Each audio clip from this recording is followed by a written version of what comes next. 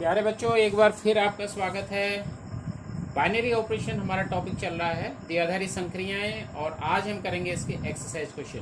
पहला क्वेश्चन आपको दिया है, आपको ये बताना है, आपको चेक करना है कि ये बाइनरी ऑपरेशन है या नहीं। कुछ रिलेशन आपको दिए, ऑन जेड प्लस धन पूर्णांकों के समुच्चय में ए एस्ट्रिक बी की जो वैल्यू है ए माइनस बी। तो आपको चेक करना है is it a binary operation और नॉट। ये बाइनरी ऑपरेशन है, द्विआधारी संक्रिया है या नहीं। देखिए इसमें यदि if A is greater than B, A is greater than B, अगर ए की वैल्यू बी से ज़्यादा है तो ए माइनस बी जो होगा पॉजिटिव होगा। तो पॉजिटिव होगा तो एक धन पूर्णांक होगा, तो ये बिलोंग्स टू जेड प्लस। ठीक है, लेकिन if A is less than B तो A minus B Z plus में धन पूर्णांक के समुच्चय में नहीं आएगा, क्योंकि एक ऋण पूर्णांक हो जाएगा। जैसे अगर ए बी से छोटा है, मैं चल रहा हूँ, जैसे 2 इज लेस देन 3 तो 2 माइनस 3 ये जो होगा 2 माइनस 3 माइनस 1 होगा और ये जेड प्लस में नहीं आएगा। ठीक है, तो प्रत्येक ए बी के लिए ये वैल्यू सेटिस्फाई नहीं हो रही है, जेड प्लस में नहीं आ रही है। ठीक है, इसलिए यह एक द्विआधारी संक्रिया नहीं है, तो it is not a binary operation. यह बाइनरी ऑपरेशन नहीं है, यह द्विआधारी संक्रिया नहीं है। इसी का फोर्थ पार्ट है, जेड प्लस में ए एस्ट्रिक बी की जो वैल्यू है मॉड ए माइनस बी है। तो मॉड ए माइनस बी आपको, यदि ए और बी दोनों केस में, यदि A is greater than B या A is less than B, A minus B की जो भी वैल्यू आएगी, ए माइनस बी की वैल्यू जो भी आएगी, जब हम उसका मॉड ले रहे होंगे तो वो धनात्मक होगा, वो एक धन पूर्णांक हो जाएगा। धन पूर्णांक होगा तो इस जेड प्लस में वो बिलोंग करेगा। ठीक है, तो आप इसको इस ढंग से लिखेंगे, for every A B belongs to Z plus mod A minus B. Mod A minus B ये हमेशा जेड प्लस में होगा। ठीक है, तो इसलिए यह एक द्विआधारी संक्रिया है, it is a binary operation. Second question इसका है, आपको ये चेक करना है ये बाइनरी ऑपरेशन है या नहीं है, और उसके बाद ये भी चेक करना है कॉम्यूटेटिव है या नहीं है, एसोसिएटिव है या नहीं है। ठीक है, आपको तीन चीज़ें चेक करनी है, पहले द्विआधारी संक्रिया है या नहीं है, यह क्रम विनिमय है या नहीं है, और ये साहचर्य है या नहीं। तो सबसे पहले ए एस्ट्रिक बी की वैल्यू है ए माइनस बी, लेकिन ऑन जेड है, मतलब पूर्णांकों के समुच्चय की बात मैं कर रहा हूँ। ठीक है, तो पूर्णांकों की बात कर रहे हैं तो ए और बी हमें पूर्णांक लेने हैं, तो दो पूर्णांकों का ये हो गया, ए माइनस बी का मतलब है दो पूर्णांकों का अंतर। तो दो पूर्णांकों का अंतर सदैव एक पूर्णांक होता है। सिंस आप लिखेंगे दो पूर्णांकों का अंतर, दो पूर्णांकों का अंतर सदैव एक पूर्णांक होता है, एक पूर्णांक होता है। Difference of two integers is always an integer. ठीक है, देयरफॉर जो गिवन रिलेशन है ये एक बाइनरी है। ठीक है, यह एक क्या है, बाइनरी ऑपरेशन है, यह एक द्विआधारी संक्रिया है, द्विआधारी संक्रिया। अब हमें चेक करना है ये कॉम्यूटेटिव है या नहीं है, यह क्रम विनिमय है या नहीं। तो ए एस्ट्रिक बी की जो वैल्यू आपको दे रखी है ए माइनस बी, तो आप निकालेंगे बी एस्ट्रिक, क्या निकालेंगे, बी एस्ट्रिक ए। तो बी एस्ट्रिक ए हो जाएगा बी माइनस ए। देखिए ए की जगह पर हमने बी ले लिया तो बी की जगह ए ले लिया, तो यहां पर भी वही करेंगे आप, ए की जगह बी, बी की जगह ए। अब A asterisk B A minus B, B asterisk A B minus A, दोनों वैल्यू इक्वल नहीं है।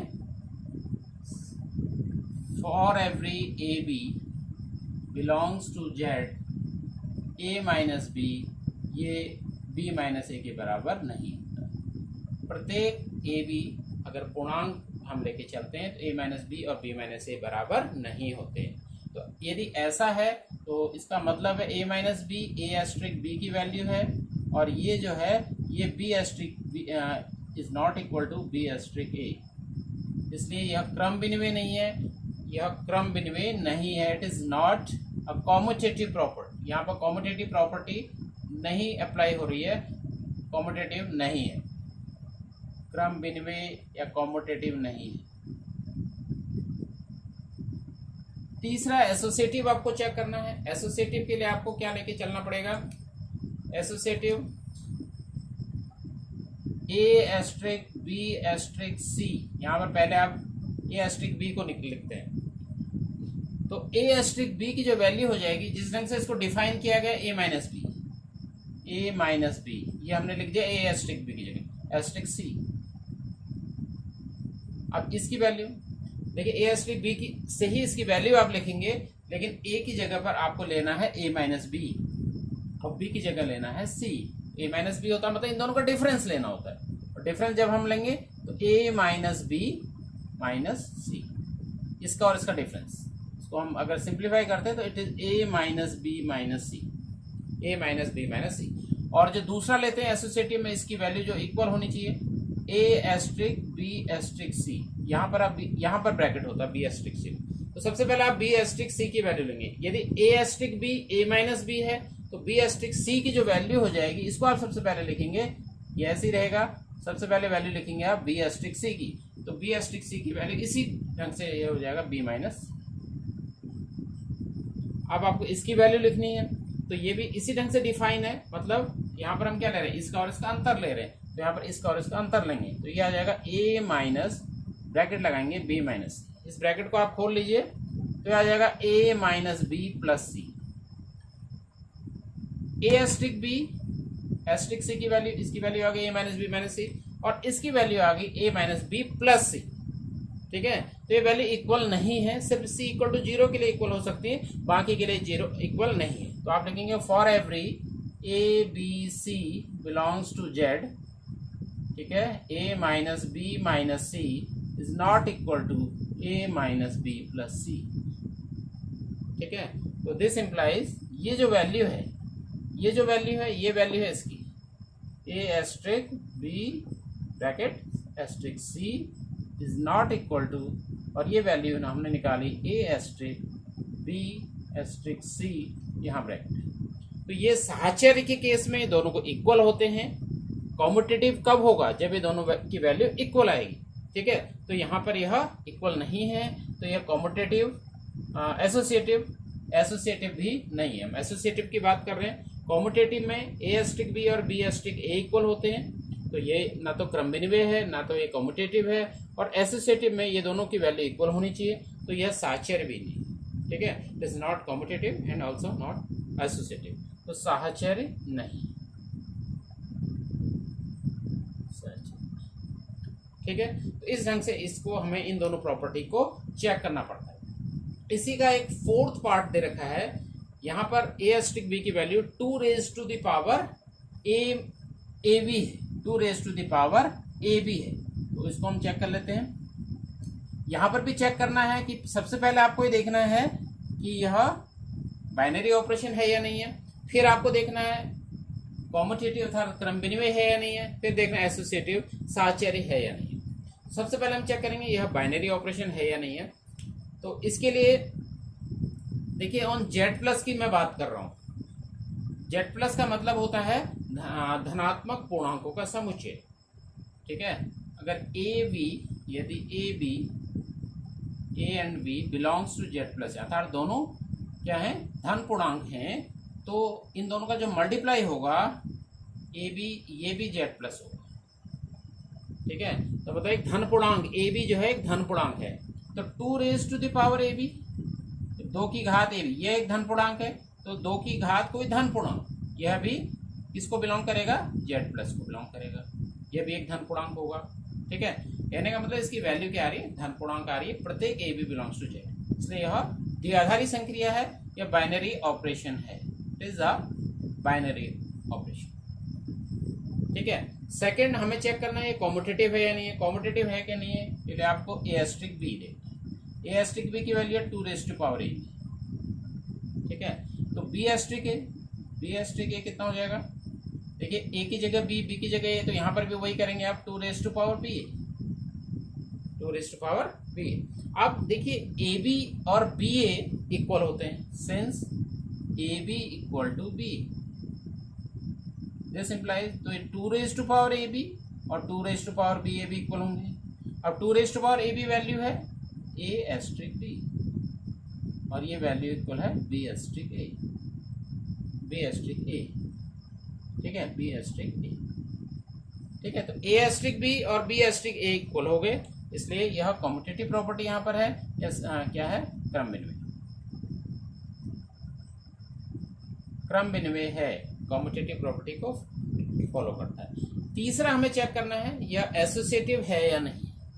एसोसिएटिव के लिए आपको देखना है ए एस्ट्रिक बी ब्रैकेट में लिखेंगे एस्ट्रिक सी, पहले इसकी वैल्यू आप निकालेंगे।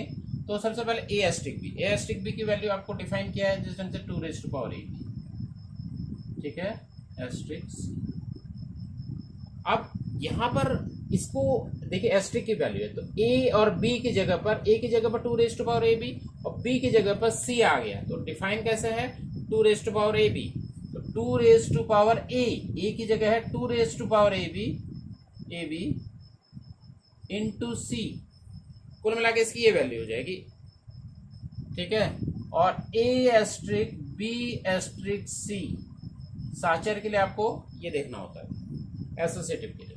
तो ए एस्ट्रिक सबसे पहले आप इसकी वैल्यू देखेंगे बी एस्ट्रिक सी, तो बी एस्ट्रिक सी की वैल्यू यहां पर से इस ढंग से डिफाइन किया गया, तो ये हो जाएगा 2 रेज़ टू पावर बी सी,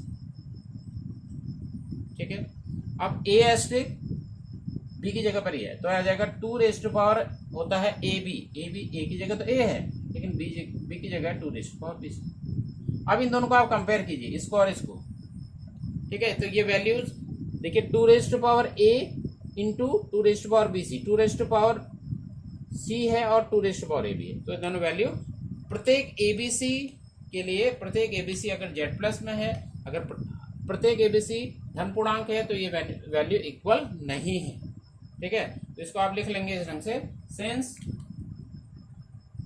इसको हम यहां लिख लेते हैं, since for every A B C belongs to Z plus,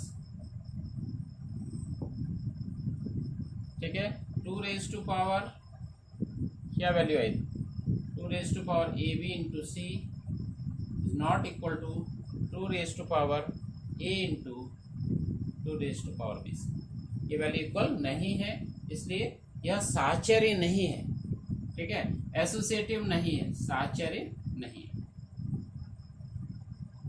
तो कॉम्यूटेटिव एसोसिएटिव प्रॉपर्टी को चेक कर सकते हैं आप, इस ढंग से आपको इनको चेक करना है। क्वेश्चन नंबर 3 एक बाइनरी ऑपरेशन दिया है इस ढंग का, सेट 1 2 3 4 5 में इसको आप मिनिमम पढ़ते हैं ए और बी, ठीक है, ये एक बाइनरी ऑपरेशन है, ए मिनिमम ए बी के ढंग से आपको क्वेश्चन ये पूछा गया है, एक ऑपरेशन टेबल इसके लिए बनाइए, इस संक्रिया सारणी इसके लिए बनाइए। तो संक्रिया सारणी हम देखिए किस ढंग से बनाते हैं।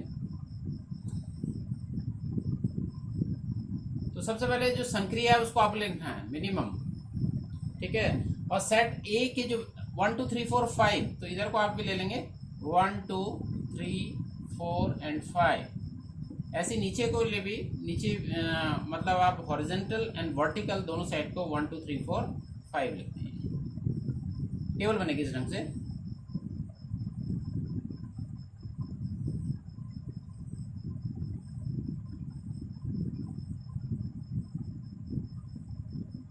इस ढंग से टेबल फॉर्म में इसको लिखेंगे। अब देखिए ये मिनिमम है, मिनिमम का मतलब जो छोटी संख्या है ए बी, ठीक है, न्यूनतम ए बी में न्यूनतम है, तो ए और आप कंपेयर करेंगे 1 एंड 1 में जो न्यूनतम है इस ढंग से आप लिखेंगे, 1 2 में, 1 3 में, 1 4 में, 1 5 में, जो कम है संख्या जो न्यूनतम है वो लिखनी है। 2 और 1 को कंपेयर कीजिए, 1 है, 2 और 2 में 2 है, 2 और 3 में 2 है, 2 और 4 में 2 है, 2 और 5 में 2 है, कम वाली संख्या हम लिख रहे हैं। 3 और 1 में 1 है छोटी, 3 और 2 में 2 है, 3 और 3 में 3 है, 3 4 में भी 3 है, 3 5 में 3 है, ऐसी 4 1 में 1 है, 4 2 में 2 है, 4 3 में 3 है, 4 4 में 4 है, 4 5 में 4, 5 से करेंगे 5 1 में 1 है, 5 2 में 2 है, 5 3 में 3 है, 5 4 में 4 है और 5 5 में 5। तो इस ढंग से ऑपरेशन टेबल या संक्रिया सारणी बनाई जाती है। उसके लिए आपको देखना पड़ता है कि ये संक्रिया में दिया क्या गया है। यहाँ पर हमने देखना था मिनिमम, तो यहाँ पर कभी मिनिमम, कभी मैक्सिमम, कभी एचसीएफ, कभी कुछ जो चीज भी दिया है उसी ढंग से हम इन दोनों को कंपेयर करते हुए इस टेबल को फॉर्म करेंगे।